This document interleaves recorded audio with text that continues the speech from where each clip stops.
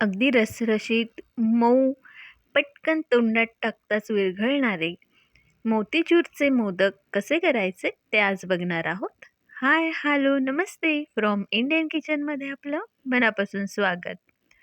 आज आपण बघणार आहोत दलियाचे मोतीचूरचे मोदक कसे करायचे. यासाठी आपण घेतलेला आहे दलिया. इथे गव्हाचा दलिया आपण घेतलेला आहे. त्यानंतर साखर आपण इथे घेतलेली आहे. तूप आपण वापरणार आहोत इथे 2 चमचे, वेलची पूड, ड्रायफ्रूट्स आणि इथे एक 5-6 केशराच्या काड्या मी दुधात मिक्स करून ठेवलेल्या आहेत. त्या आपण इथे घेणार आहोत आणि यानंतर आपल्याला लागणार आहे मोल्ड. आपल्याला आता एका कढईमध्ये तूप टाकायचं आहे. साधारण इथे आपण 2 चमचे तूप घेतलेलं आहे. ते आपण यामध्ये टाकून घेऊया आणि यानंतर आपल्याला आपण जो दलिया घेतलेला आहे तो यामध्ये टाकायचा आहे आणि याला छान भाजून घ्यायचं आहे. आणि एकसारखं हलवून आपण याला भाजणार आहोत. गॅसची फ्लेम आपण कमी करणार आहोत इथे आणि एकसारखं छान याला भाजून घेणार आहोत. याचा छान रंग असा थोडासा पालटोपर्यंत आणि हा एक कचरटपणा जो असतो याचा तो जाऊपर्यंत आपल्याला याला भाजून घ्यायचं आहे.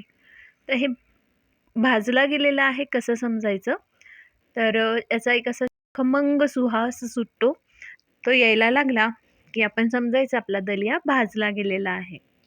अगदी सहज आणि पटकन होणारा असा हा मोदक आहे.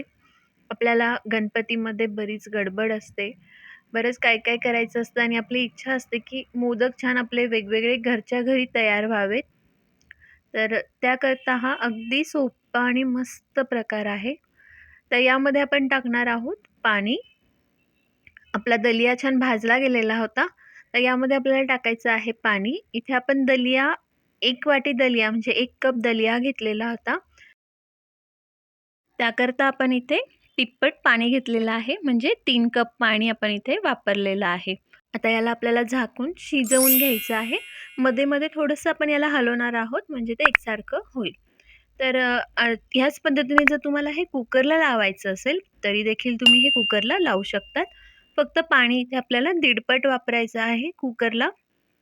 जेव्हा तुम्ही कुकरला लावाल तेव्हा 1 कपासाठी 1.5 कप पाणी इथे वापरायचं आहे.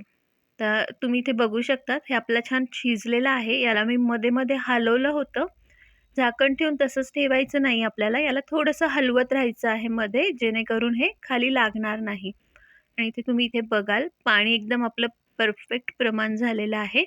तर यामध्ये आपण टाकणार आहोत साखर आणि ह्याला सगळं असं छान एकत्र करून आपल्याला मिक्स करून घ्यायचं आहे. तर साखर जोपर्यंत विरघळते तोपर्यंत आपण गॅसची फ्लेम लो ठेवणार आहोत. एकदम मंद आचेवर आपल्याला या साखरेला विरघळवून घ्यायचं आहे आणि साखर एकदा विरघळली की आपण गॅस वाढवून घेणार आहोत आणि मोठ्या गॅसवर याला हलवत आटवून घ्यायचं आहे. तर आता हे छान सगळं व्यवस्थित एकत्र होतं आहे. तोपर्यंत तुम्ही आत्तापर्यंतची रेसिपी आवडली असेल तर लाईक करा, शेअर करा आणि चॅनलवर नवीन असाल तर सबस्क्राईब करायला विसरू नका आणि शेजारील बेल आयकॉनवर क्लिक करा. म्हणजे येणाऱ्या प्रत्येक नवीन व्हिडिओचं नोटिफिकेशन तुम्हाला मिळत राहील.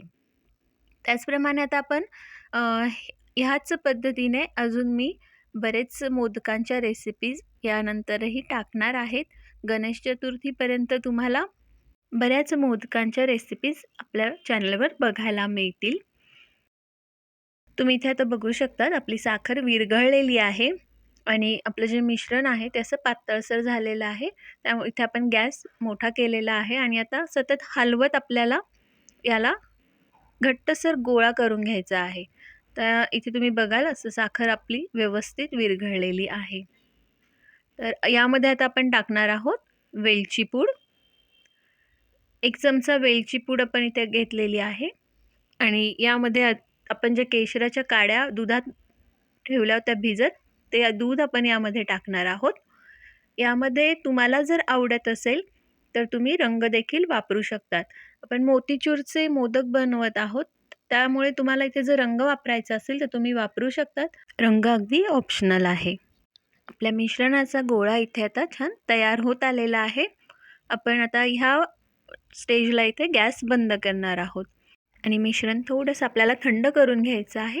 थंड झाल्यावर आपण याला मोदकांच्या साच्यामध्ये भरून मोदक याचे बनवून घेणार आहोत. तुम्हाला आवडत असतील तर तुम्ही याचे लाडू देखील करू शकतात. चव अतिशय छान येते. आता आपण इथे हा साचा घेतलेला आहे मोदकाचा. याला थोडासा तुपाचा हात लावायचा आहे. थोडंसं तूप आपण याला लावून घेणार आहोत, जेणेकरून मोदक आपले छान निघतील. आणि तुम्हाला जर आवडत असेल तर तुम्ही इथे थोडासा ड्रायफ्रुट्स ठेवून नंतर मोदकाचं वरून सारण देखील भरू शकतात. आणि आवडत असेल तर तुम्ही ह्या मिश्रणामध्ये सुद्धा ड्रायफ्रुट्स टाकू शकतात. तर या पद्धतीने आपल्याला यामध्ये हे सगळं मिश्रण असं दाबून व्यवस्थित भरून घ्यायचं आहे आणि दोन्ही बाजूला आपण हे मिश्रण भरणार आहोत. तुम्ही इथे बघू शकतात मिश्रण आपलं एकदम छान असं मऊसर झालेलं आहे. दलियाही छान शिजलेला आहे आणि तुपामुळेही त्याला एक असा मस्त मऊ पणा आलेला आहे. आणि जसे आपले मोतीचूरचे लाडू असतात त्या पद्धतीने हे इथे झालेलं आहे. यामध्ये जर रंग तुम्ही वापरला तर अगदी मोतीचूरचे जे लाडू असतात तसे हे तयार होतात, मोतीचूरचे मोदक आपले. तर तुम्ही यामध्ये रंग देखील वापरू शकतात किंवा जर तुम्हाला रंग वापरायचा नसेल तर तुम्ही बिटाचा थोडासा रस काढायचा आणि त्याचे एक 2-3 थेंब जरी यामध्ये टाकलेत तरी याचा रंग छान गुलाबीसर येतो आणि बाहेरून परत आपल्याला केमिकलचे रंग वापरण्याची गरज नाही. पण असेही मोदक खूप छान लागतात आणि मुळात केशर आपण यामध्ये टाकलेलं असल्याने थोडासा याचा पिवळसर रंग येतो आणि तेही छान दिसतं. तर तुम्ही इथे बघू शकतात अगदी छान आपला असा हा आखीव रेखीव साच्यामुळे अगदी मस्त मोतीचूरचा मोदक तयार झालेला आहे. असा हा अगदी दाणेदार आणि मस्त, अजिबात आपल्याला पिठाची गरज नाही की तळण्याची गरज नाही, बारीक बारीक आपल्याला बुंदी काढायची गरज नाही. अगदी सहज आपला इथे हा मोतीचूरचा पौष्टिक मोदक तयार होतो. या पद्धतीने आता मी अजून बाकीचे मोदकही तयार करून घेते. तुम्ही इथे बघू शकतात अगदी सहज आपला हा मोदक निघतो आहे आणि अगदी रसरशीत, अगदी मऊ आपले इथे मोदक तयार झालेले आहेत. हे मोदक सहज अगदी कोणीही खाऊ शकतं. ज्यांना दात नाहीत, वरिष्ठ लोकं आहेत, अशांना देखील हे मोदक सहज खाता येतात. या पद्धतीने आता आपले हे सगळे मोदक तयार झालेले आहे. आपण हे जे मिश्रण बनवलं होतं, आपण जे माप घेतलेलं आहे, यामध्ये साधारण 1 किलोपर्यंत मोदक सहज तयार होतात. आपण जे आत्ता एका कपाचं माप घेतलेलं आहे त्यामध्ये. आता या पद्धतीने तुम्ही याला सजवू शकतात तुमच्या आवडीनुसार. वरून ड्रायफ्रुट्स लावा किंवा हे मी इथे काही केशराच्या काड्या भिजत ठेवलेल्या होत्या, त्यावरून लावून घेणार आहे. या पद्धतीने तुम्ही तुमच्या पद्धतीने याला सजवू शकतात. तुम्हाला नसेल वरून काही लावायचं तर प्लेन मोदक ठेवले तरी देखील चालेल किंवा चांदीचा वर्क लावला तरी देखील चालेल. तुम्ही इथे बघू शकतात अगदी असे छान हलके पिवळसर सोनेरीसर रंगाचे आपले मोतीचूरचे मोदक तयार आहे. आपल्या बाप्पाच्या नैवेद्यासाठी आपले हे छान चविष्ट मोदक तयार आहेत. तुम्हीही नक्की करून बघा. आवडले तर लाईक करा, शेअर करा, सबस्क्राईब करायला विसरू नका आणि कमेंट्समध्ये नक्की कळवा. भेटूया पुढच्या अशाच छान छान मोदकांच्या रेसिपीसह. तोपर्यंत नमस्ते.